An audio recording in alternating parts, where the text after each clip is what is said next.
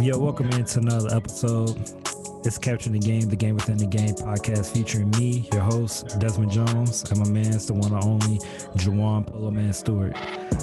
Today we got another special guest in the building, but she's more than a special guest because she is an absolute legend. She's already showing us the Hall of Fame ring before we even got started today. But let me go ahead and introduce you to her. She is a WBL pro legend, a six-time Hall of Famer, the CEO of Susan Summons Speaks. Of course, her name is Susan Summons. Susan, how you doing today? Oh, I'm doing amazing, Desmond. Thank you so much for having me on the show, you and Juwan, and Capturing the Game and Chantel. Of course. Thank you. It's a lot of things going on with March Madness and stuff and everything. But let's go ahead, get started with you. I know we want to get into basketball here sooner or later. So let's go ahead and get started with you. You can go ahead and tell the audience a little bit about yourself.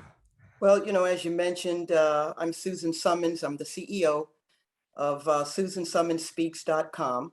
I'm also a retired professor and head women's basketball coach.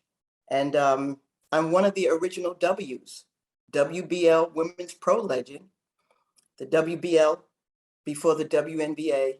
So we all worked together and we had some pioneers, a lot of trailblazers and women top players out there that were pioneers that helped to pave the way, to help create that foundation for what the WNBA is today, 25 years later. Yeah, thank you for, being one of those founding pieces because I know the W wouldn't be what it is today without, people like you holding up the WBL, prior before the launch of the WNBA. I always look at the WBL as the trial run before the actual launching of the WNBA. No question about it. It was certainly an experience. And, we also are not only in March Madness, Desma and Juwan, but we're in the 50th anniversary of Title IX. And if we are familiar with Title IX and that legislative law that talked about there should be no discrimination against race, culture, women, gender equality for individuals and women to be able to participate in sports. And that legislative piece really changed and transformed the whole agenda of what sports and the opportunities that girls and little girls had an opportunity to participate in sports over years, over decades. And look where we're at today. We have March Madness for women.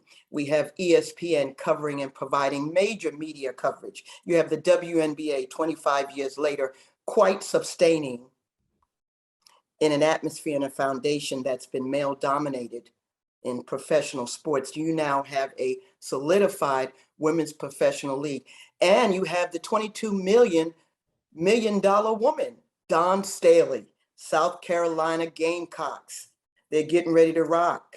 You've got a consistent Tara Vanderveer, who's consistently getting Stanford to the Sweet 16, the Elite Eight, and potentially the Final Four. So you have dads that are bringing their daughters to the game, Juwan. You've got NBA dads that are taking their daughters to the women's college games and the WNBA games.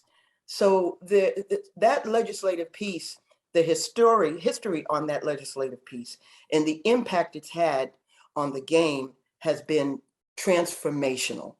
So we're in a celebration mode. This also is Women's History Month, all in the same conjunction. And women empowering women all around the world to lead, have their voice heard, be heard, sit at the table, if you will, as my colleague Mike Huda from the Sports Deli would say. So it's relevant. This show, Capturing the Game, that's exactly what you're doing. This is a great show. Chantel, big ups and applaud and a shout out to her. I've been watching your show for a while. A shout out and applaud to you and your counterpart, Juwan. You're doing a great job. You're getting the word out. This is a great platform to let the people around the world and the globe know of the impact and power of sports. And Desmond, I want you got your cue ready for the applause. We gotta give her flowers because she's a legend. We gotta give legends some flowers. We gotta give her flowers now. We gotta do it now. Okay.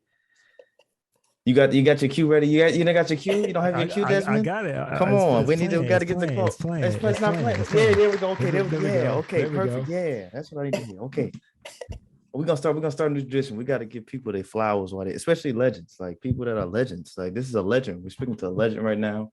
Um, and like you said, everything that you said is true. Especially, it's a lot going on. March Madness, it's literally March Madness everywhere. You got, like you said, the 50th anniversary. You got it's a lot. It's a lot going on. So I mean, we're gonna talk about it. We're gonna get into all that. Let's unpack it all. Like, how does it feel to be one of the pioneers for the, like, seeing it from when it started and knowing what you had to go through to get to this point? How does that feel to, like, to see it now? Even though it's not done. We know the road's not finished. Job's not done, as Kobe said, or RIP. But how does it feel? Well, Jawan, first of all, I'm humbled and I'm honored and grateful, filled with gratitude to even be in this moment and sharing this journey, with people around the world, with you, your show, and just being thankful to be a part of the history of what's happened and what's evolving in the game itself. When I played the game, there were no girls around playing the game. It was just guys. I grew up in Boston. I'm originally from Boston, from Roxbury. We played in the historical Boston Neighborhood Basketball League where they had the big Boston Shootout. But some of the top players, if you played in Boston, in the Boston Shootout, oh, you were getting drafted. That was the place to be. And so I grew up in that neighborhood playing ball 24 hours, 7 days a week. I mean, we would take a snow shovel and shovel the snow off the ground just to get a hoop to work on our shot. Sometimes we would shoot in the snow. And when you're shooting on a chain link net, the chains are heavy, the net is heavy. You're trying to hear that swoosh. You don't always hear it, but you're trying to shake the snow loose and the ice from the chain to work on your rotation. And it actually makes you to have a better rotation because you're working harder against the resistance of the weather. But that's what we did. We'd shovel a court, let's clear some space. We got an and one, and who's next? Oh, that's it. Who's next? Who's lining up? So I grew up with the guys. I played with the guys. I learned the game with the guys.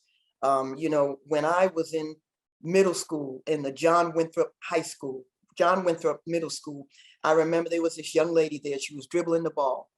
And I said, and I was a track athlete, really. And all sports came easy to me, but I love track. And I qualified for the national Jesse Owens track meets. But I had an opportunity to go to a basketball camp that was being presented by Tom Sachs-Sanders from the NBA Boston Celtics and Don Nelson. And I grew up around the Boston Garden, Red Auerbach, JoJo White, John Havlicek, Tommy Heinsohn, Casey Jones, all of those names, Larry Bird. I was sitting in the stands from a little girl watching the game, watching the Los Angeles Lakers, thinking one day, I might be able to play that game. I like that game, but I was focused on track. I said, okay, that's cool. I can do that. So I went over to her. I said, you got to teach me how to dribble this ball.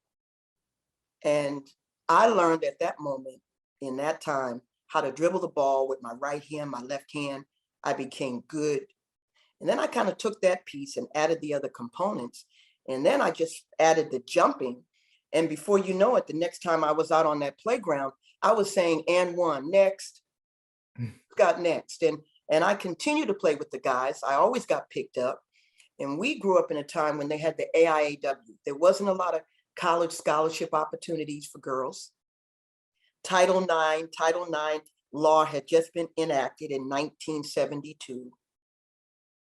And I grew up and was a Boston Neighborhood Basketball League MVP and nowhere to go with that talent and skill, putting up 25 points, 28 points, 17 rebounds, crossing over. I told someone the other day, I invented the crossover.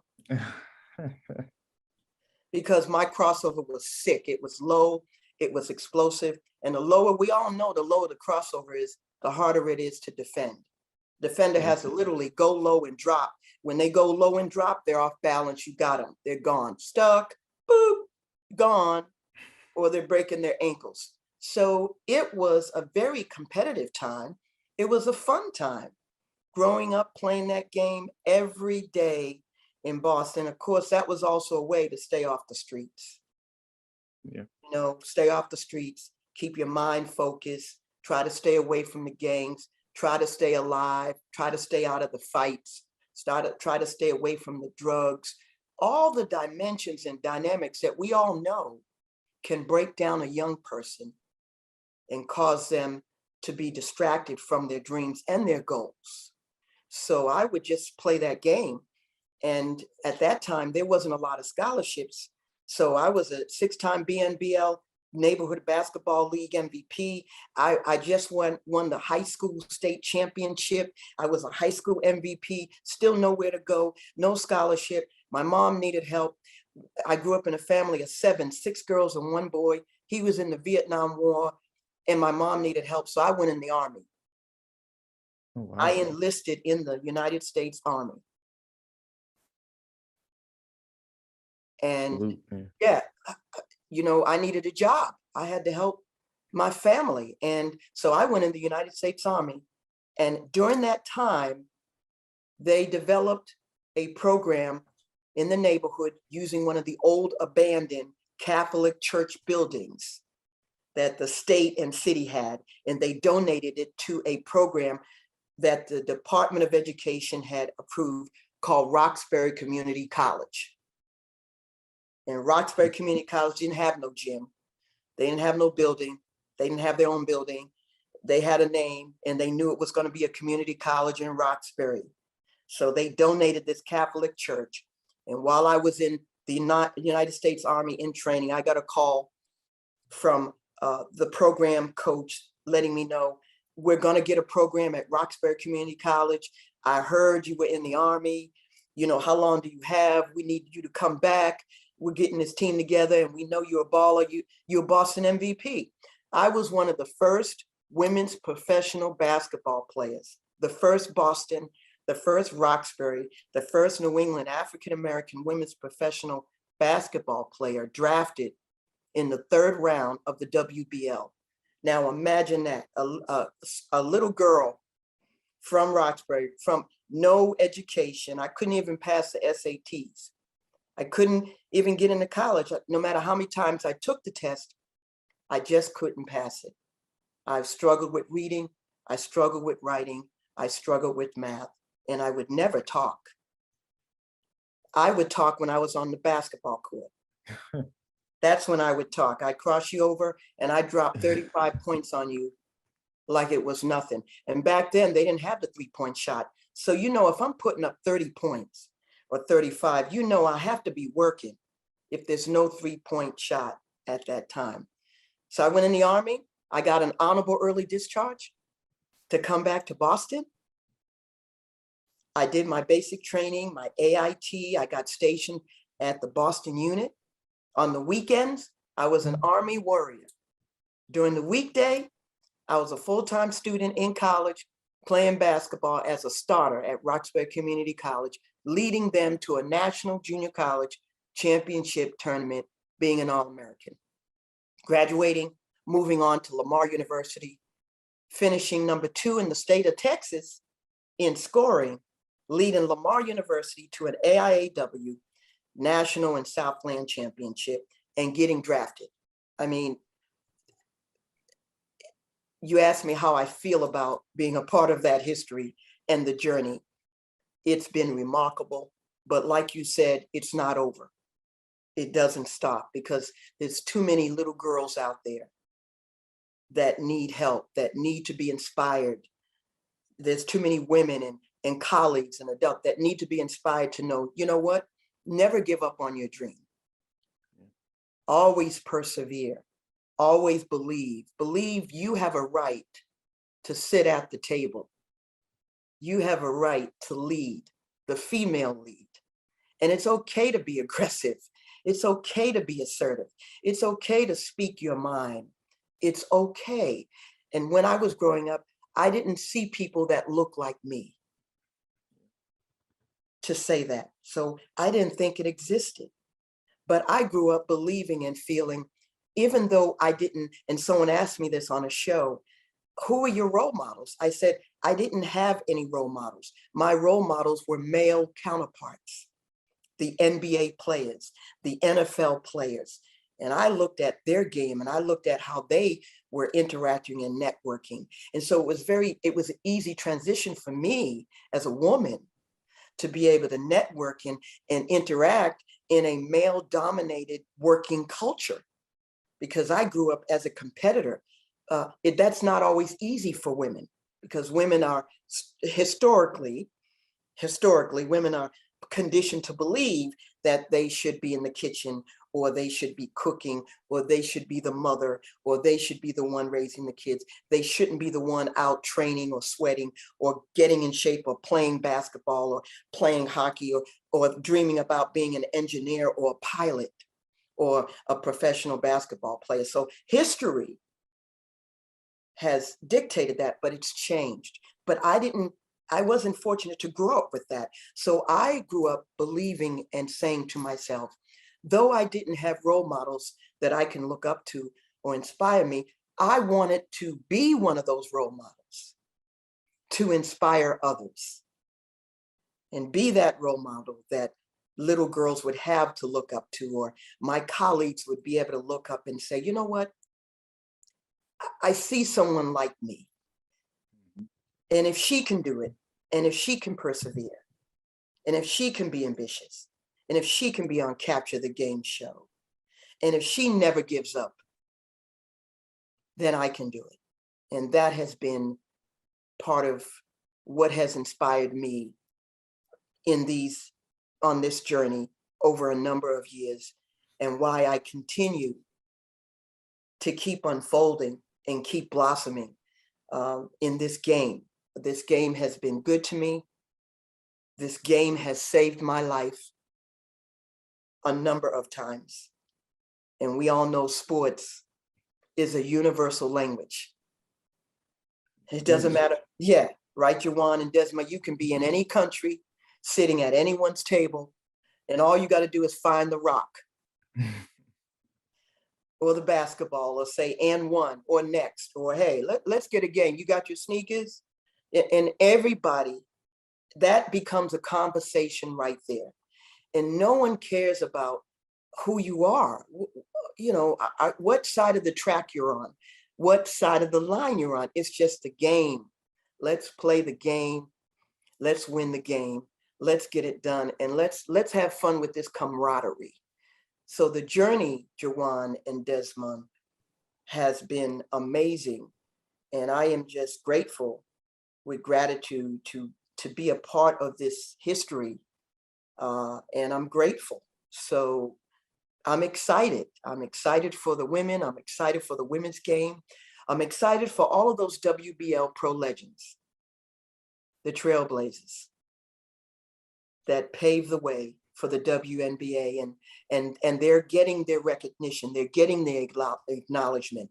The Legends of the Ball, which is an organization. There are a number of television documentaries coming out. Title IX is unfolding a documentary in June. There'll be another documentary unfolding over the next year. There's many unfolding that's going to be talking about the stories and story of women's professional basketball, the history of the game, the WBL, the WNBA, the pioneers. And I'm just very fortunate to be a part of that process. And I'm simply humbled. So I'm delighted to be on the show with you. And we talk hoops and life and humanity. And, you know, thank you for my roses and my flowers.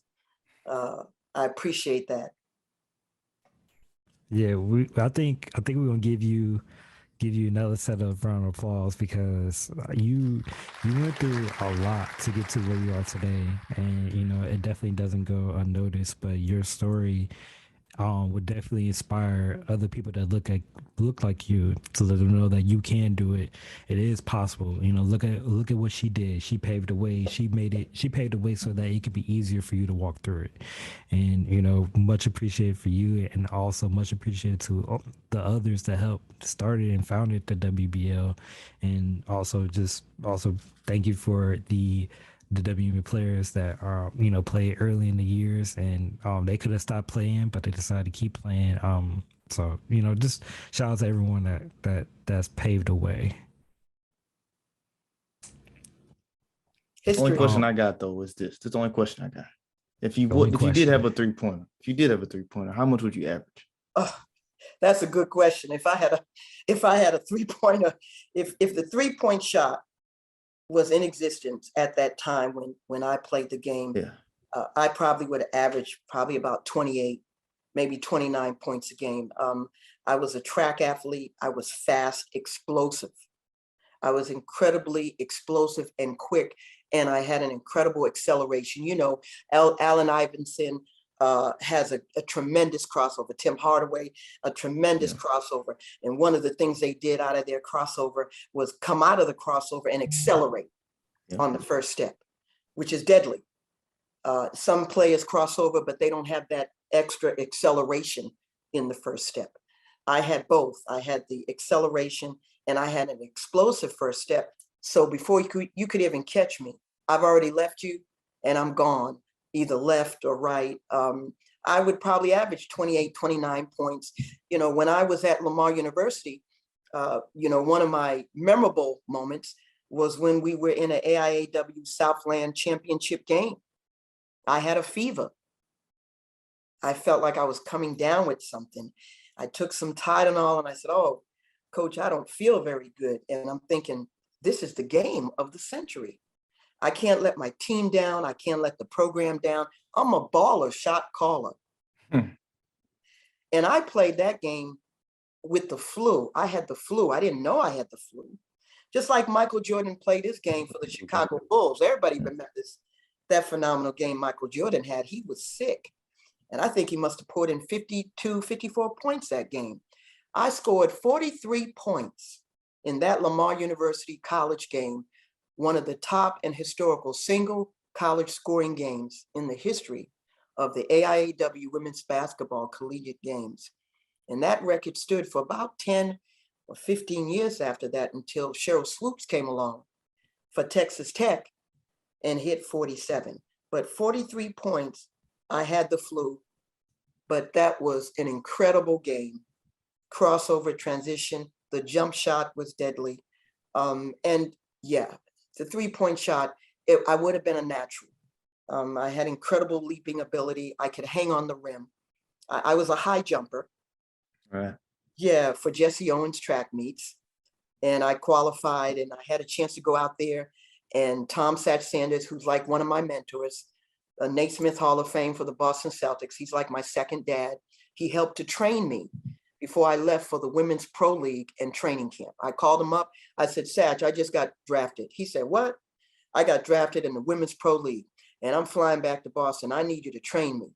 And when I got back to Boston, I called him up. We worked out a schedule and he trained me for a couple of weeks, once or twice a week. And then I left to fly out to New Jersey for training camp. But at Lamar, I finished number 2 in the state of Texas in scoring. Number 2 in the state of Texas behind the number 1 scorer that was also drafted in the WBL, Rosie Walker. And that's history. You know, when you got, in order to know where you're going, you have to know where you're coming from. And there's always a historical chronological perspective.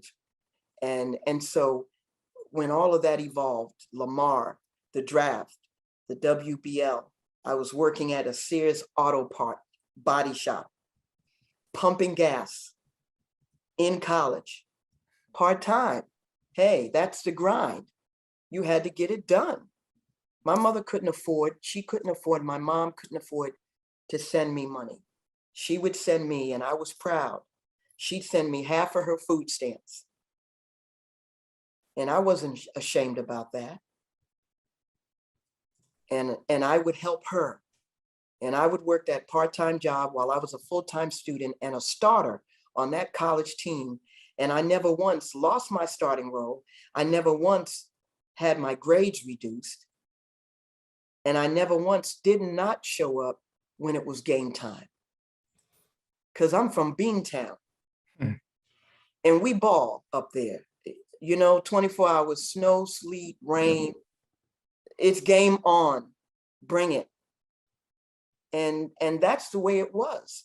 So that, when you think about that history, Desmond and Jawan, and you think about how it helps to build character and leadership and discipline and being organized and time management, you have to have those life skills to be effective and successful in today's world, in today's economy.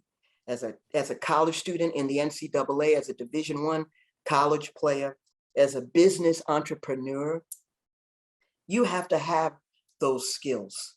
You have to have a level of resiliency, mental toughness. You have to be able to overcome. You have to be able to overcome and persevere and be what we all call, and we all know, a peak performer. Amen. You preaching right now. It's Sunday. It's Sunday, so it is. Yeah. So it's relative, in the process when we look at how sports and life skills, higher education, society, the society impact that it has on sports today versus sports 20 and 25 and 30 years ago.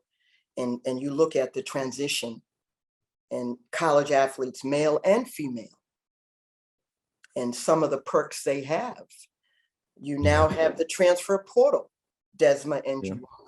Mm-hmm. How do you think the transfer portal is going to impact sports for women and for men? How do you think it's going to impact? Man, it's gonna impact a lot. I mean, we are seeing as of right now 3 Kentucky players, on a college women's basketball side is already in the transfer portal already, and their season just ended like a couple of days ago. So they got three of their starters, and they losing Ryan Howard because she's going to the draft. So you got 4 of their starters already going to the transfer portal. So now, with the coach's perspective, when you already thought you had a team ready to go for next year, you got to go ahead and get a whole nother starting 5 because you just lost everybody. So you got either one or two options. You can either try to dip your hand in the transfer portal, try to pull out people, or you can try to recruit new talent from freshmen and bring them in and get them started. So it makes things interesting. That's been a big topic for the past 2 years, because even last year was crazy, and even it seems like this year is looking to repeat what they did last year, if not do even worse, because so many people end up in the transfer portal. Even girl that's on Louisville right now, I can't think of her name, but she came from Syracuse. She was in the transfer portal. So people right now they're not, they're looking to win and looking for opportunities to play. They're no longer waiting their time out, waiting 3 years before they want to play, but they are taking the time out. If they're not playing, it's like, all right, I'm out. So it's interesting right now to see how the transfer portal plays effect in just even in sports in general right now. Well, it puts it back in. It really puts the power into the players' hands at the end of the day. Like if they feel like they're not getting what they need from that school, they can say bump it. It creates that professionalism on the college level as it is in the professional level as well. Because you see players all the time in professional leagues. Need a trade. I gotta get out of here. Like you're not gonna leave me here. I need to go. Like this is not my thing. At the end of the day, that leaves the power at them. It keeps that if they feel like they can win at this other school or play at this other school, then they have every right to do what they can. Especially now with the NIL, people can carry their brand from one school to another. Exactly. Like, I'm out. Like there's no loyalty no more. It's all what's best for me right now. Exactly. You just made a good point, and that's why I asked that question. You said there doesn't seem to be a level of loyalty, nor does there appear to be a level of commitment or buy-in, because now that student athlete halfway through the season. Perhaps they've already decided that, at least maybe they're thinking, oh, we have the transfer portal, so we're just going to ride this out. And at the end, we're going to put our name in the transfer portal. But certainly that could resonate that they're not fully committed. And maybe they are not going to perform, or they're not performing really at the level they're capable of performing at, because they're not vested in the program. Certainly there's pros and cons to the transfer portal, pros and cons. I mean, if we look at the history of programs and transferring, we all know that NCAA Division I players, when they transfer, they would have had to sit out. Right. And I mean, who wants to do that? Who wants to have to experience sitting out and then sitting out 2 years based on the policy and the institution and at what point you transfer? So now you have the transfer portal. You no longer have to sit out. You could just transfer and decide, as you said, Juwan, let me just see. I think it's best. Right.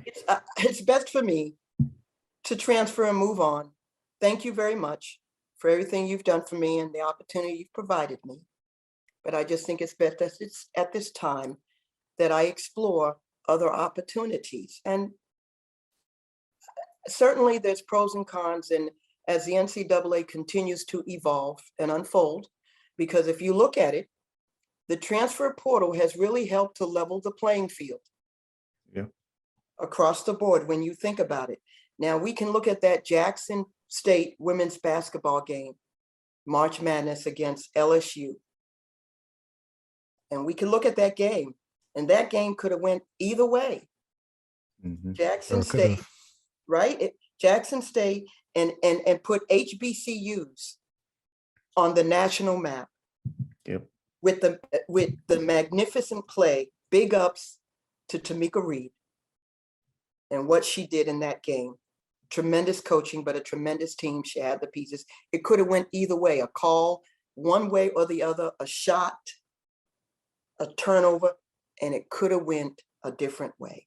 But the magnitude and the impact that she had on the game globally for what she did in that game, and for the HBCUs around the country, and for players who were watching that game, thinking about going to an HBCU, it raised the level of standards. It raised the level of play, and it raised the bar. And it said, you know what? The HBCU has arrived. They're here. They're no longer being satisfied with just making it to the NCAA and being the lower seed. And playing against the number one seed. Yeah. They're no longer saying that's what that game did. We're not going to be satisfied with just making it there. We want to sit at the table and we want to advance. So everyone is going into the portal. The number of teams in March Madness in the NCAA tournament that went to the portal to get players to balance out the level of playing field was tremendous. Tremendous. And like you said, Desmond, Kentucky, think about that. Kentucky wins an SEC championship. They beat South Carolina for the championship. They go to the NCAA Kentucky. They play a tremendous program. They come back, and 3 of your starters, we're not talking 3 of your players, 3 of your starters decide they're entering the portal. That's a rebuilding mode there.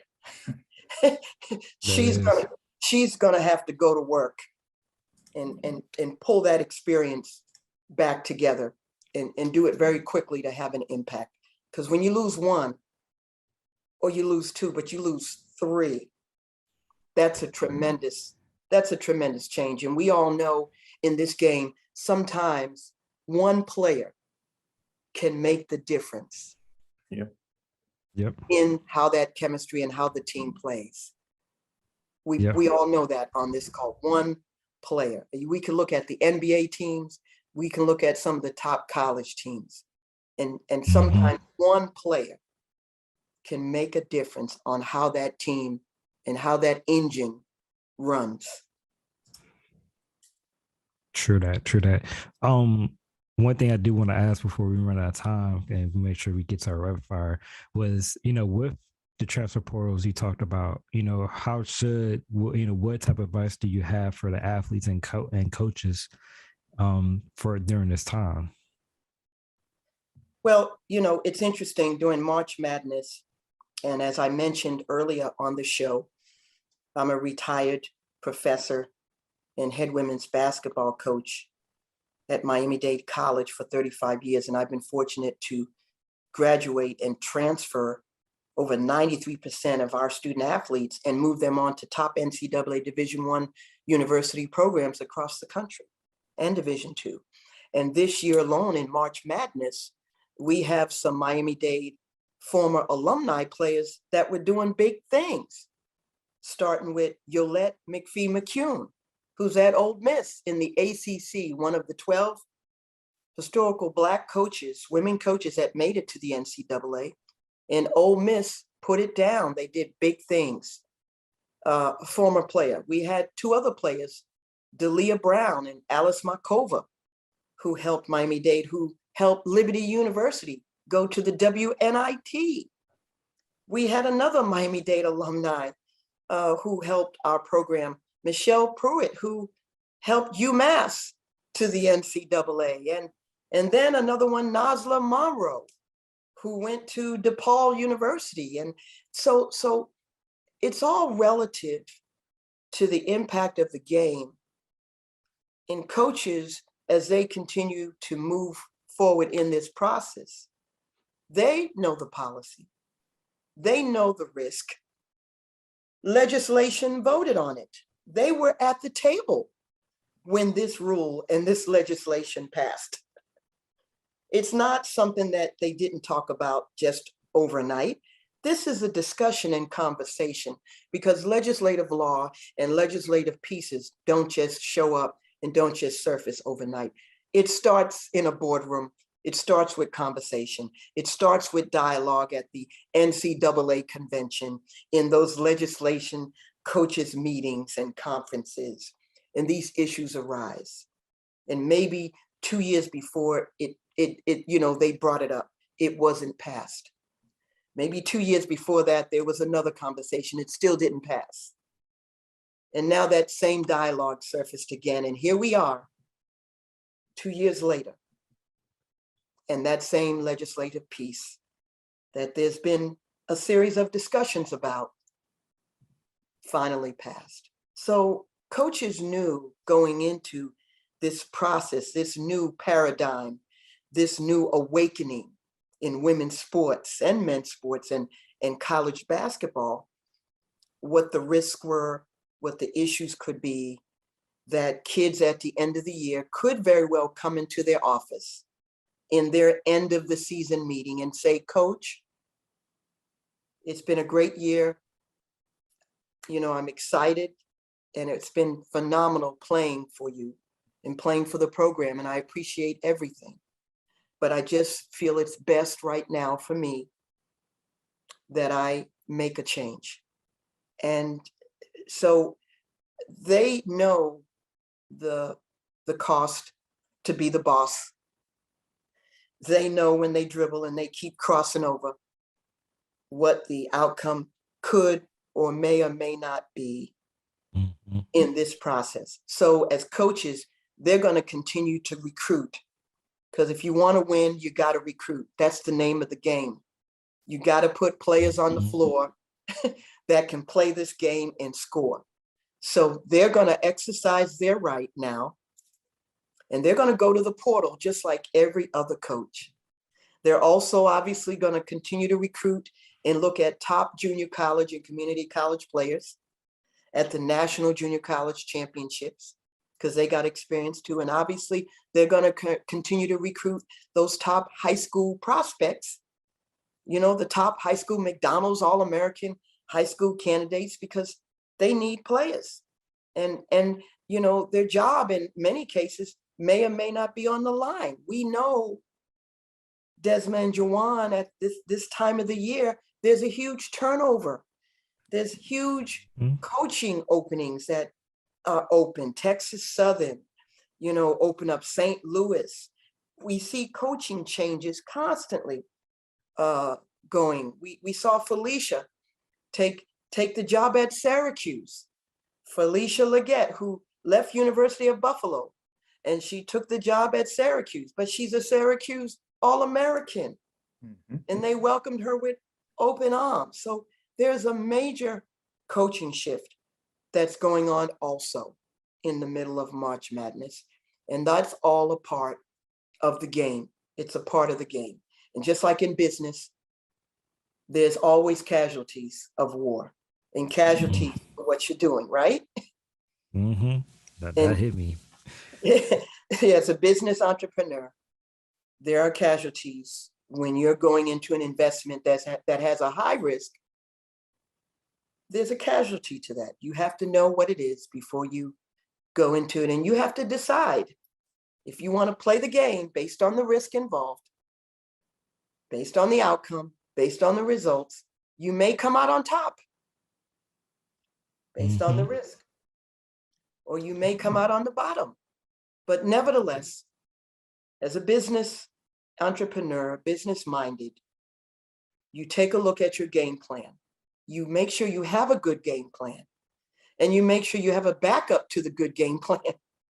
In case the game plan one doesn't work, you have a backup. And in business, as an entrepreneur, you have to have a backup plan. So I think all the coaches would do well and fare to well in this process as they continue to move forward, as they prepare for their new season, and they have the resources that are available to them to have a good team, to have a viable team, that they're able to maintain their team culture that allows them to continue to have not only a winning team, but a winning program. Amen. She preaching, y'all. She preaching. But look, so we want to make sure that we are respectful of your time. So we're going to go ahead and transition into this rapid fire, try to get you in, get you out. So this is the game within the game segment. So the very first question is, are you ready to play? You got to be ready to play this game. And it's not just a game on the floor in between those 95 feet. It's the game of life. I love it. You have to be ready to be a champion. One of my favorite verses, and there are two favorite verses, Psalm 23, the Lord is my shepherd. And another is Corinthians 13, love is kind. Love is not rude. Amen. Yeah, love is not rude. It's not temperamental. It's grateful. It forgives. And the Lord is your shepherd. And whatever is for you is for you. And it's Amen. nothing against you. And you have to be able to applaud and praise people and your colleagues and your friends when they're doing something great and they're having success.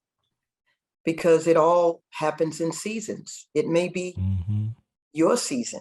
And so you have to be grateful. I mean, you look at the game itself and what this game has done to help people experience success, not only on the floor or help them to be better college students, or help them to gain employment. Yeah. Because when we play this game, it's not just about the NCAA and winning a national championship. That's the goal. But at the end of the day, the degree and graduating with that degree so that you will be gainfully employed for the rest of your life is the ultimate goal. And, capture the game allows everyone that's playing the game to capture that part of the game and be that champion for life, not just for a day, not just for a week, but for a lifetime. So I'm excited that you've given SusanSummonsSpeaks.com an opportunity to join Capture the Game, you, Densva, and Jawan, and what this platform means to the many people that listen and follow the show. And you've had some amazing people on your show. I'm humbled really to join the stellar, magnificent cast that you've had on this show. I'm humbled to even just be in alignment with the celebrities and legendary historical game changers and game makers that you've had on this show. And, you know, I applaud the both of you in what you're doing, because you're doing a phenomenal job as a host and bringing it. And that's relative. You know, the pandemic has changed and transformed how everyone works and lives and looks at life. And some people in this pandemic, they made a decision maybe to stop and maybe say, well, you know what, I'm going to wait for this thing to pass. I'm going to wait for this pandemic to pass. Then you had another group of individuals who said, I'm not waiting for this pandemic to pass. I'm going to jump out there and I'm going to keep doing my thing. I'm going to continue to push for my goals. I'm going to continue to persevere, and it's going to have to catch up to where I'm at. Mm-hmm. And that's what happened. And so you have this new awakening in the globe. The world is awakening. The world is waking up, but they're waking up much different than where they was 2 years ago. And people often ask me, how are you able to continue to stay motivated? What challenges, what strategies, what's your secret? What would you say to people? What advice would you give them?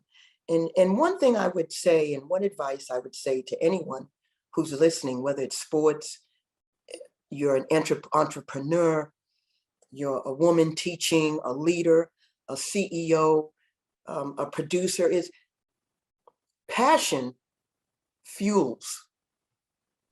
Yes, it your does. goals. And the power of passion is undeniably critical to anyone that is pursuing their goals that are related to success and lifetime of success. And sometimes you don't experience success overnight. And sometimes it may not happen in your time. It happens in his time. Mm. There's no time clock on that. And you have to be able to continue to have perseverance and that determination and that passion that fuels your desire and helps you to maintain being driven and increases that high level of ambition, passion, the power of passion. And then you have to have gratitude. Mm-hmm. You have to be grateful with gratitude and humbled. And so those are just some brief points that I would convey on how to. And, you know, again, I want to thank you for giving me an opportunity to join you on the show. Anyone can go to Susan Summons YouTube channel and subscribe. They can go to my SusanSummonsSpeaks.com and follow me on Facebook, LinkedIn, Instagram, Twitter, and capture the game, doing big things. But I encourage everyone across the world, you know, to continue to shine, because the sun is shining on you. Doesn't matter where you're at, doesn't matter where you're standing, doesn't matter where you're sitting. It doesn't matter that you just didn't get that job interview. The sun is still shining on you. And when you wake up tomorrow, the sun is going to shine even brighter. Amen. Because of your passion. Amen. Well, ladies and gentlemen, you heard it. Wait. Oh, my bad. Go ahead. Skirt. Pump the brakes. Since it's March Madness, we can't go out without saying who you got winning on both sides of the Oh, spectrum. look, I got winning. I've got South Carolina, first of all, Okay. headed to the Final Four because they got the $22 million woman in Don Staley. But they have some incredible pieces. They've got Boston in the middle. They got Henderson. You know, they got Cook. They have the lineup. They have depth. They have rotation. They got the shot. They got the swag. You know, listen, they're unfolding at the right time. It doesn't matter how you get it done. Sometimes it's not pretty the way you get it done. But what's important is that you get it done. I'm looking at Stanford. Stanford is a mainstay. Tara Vanderveer and what she's done over the years, you know, the Pac-10, you know, sometimes people forget, but she's always there. She's always in the top 10 in the nation. She's always surfacing in the NCAA. I'm looking at, you know, of course, Texas. I'm hoping Texas has got some tremendous pieces. Louisville is a number one seed. We're looking at some of these number one seeds. Louisville is tough. They've got the pieces. They've got the depth.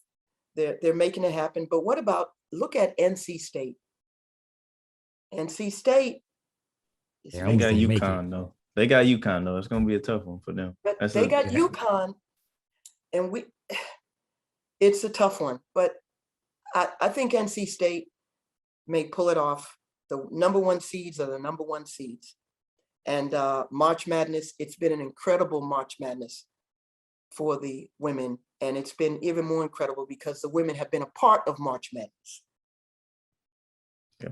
The commercials, the ESPN, the advertising, the marketing, what they've done to include March Madness and, you know, some of those challenges that women have faced, the inclusion, the diversity, that's changing. It's changing, and it's time that women are able to sit at the table and be recognized and acknowledged.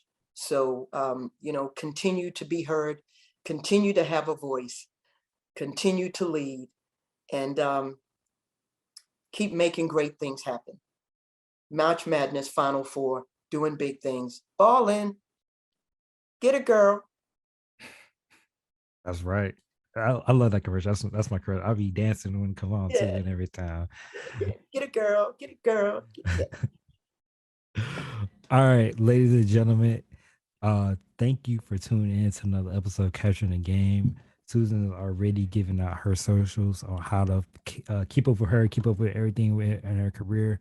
You know, keep up with us as well on all of our social media platforms, whether it be CCG_podcast on Facebook, Instagram, Twitter, TikTok. We're on all social media platforms, or whether it's your favorite podcast on your favorite podcast platform, I should say, or Capturing the Game, the game within the game, on Spotify, YouTube, Apple Podcasts, Google Podcasts, you name it. We're everywhere. Just go ahead and find us. Susan, it's been a pleasure. And like I said, you deserve all the roses in the world right now. And we appreciate you coming on and sharing your story with us and sharing it with the world. Listen, thank you again so much. I do want to add that I'm sending many prayers up and blessings up for Brittney Griner. And as we know, she's in Russia and she's in the middle of a major war that's going on. But she is a well-decorated WNBA player and Olympian. So many blessings to her and prayers for her return to the U.S. Amen.